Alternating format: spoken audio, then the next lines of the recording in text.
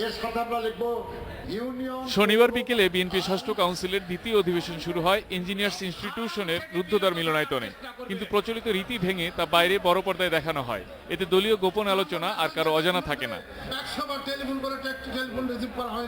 দলে ১-১১ বিশ্বাসঘাতক ও গত আন্দোলনে ঢাকার ব্যর্থতা নিয়ে তীব্র ভাষায় খোলামেলা কথা বলেন কাউন্সিলররা। টেলিভিশনের সামনে ছবি উঠানোর জন্য ব্যস্ত হয়ে যায়,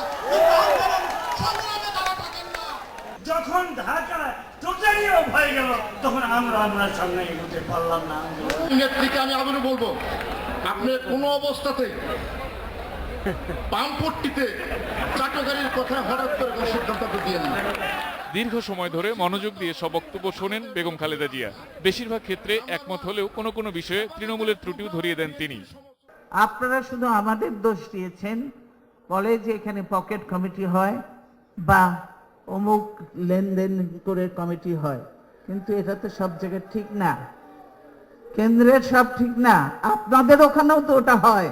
ব্যর্থতাটা আমরা স্বীকার করছি। ঢাকায় যদি সেই অবস্থা হতো তাহলে কিন্তু অবস্থার পরিবর্তন হতো।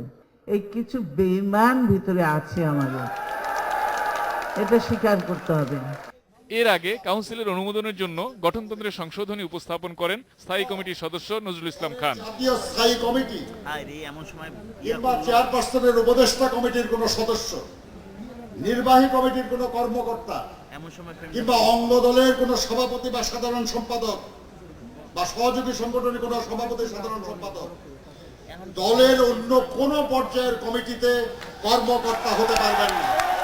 পরে দলের চেয়ারপারসন বেগম খালেদা জিয়াকে নতুন কমিটি গঠনের দায়িত্ব দেয় কাউন্সিল।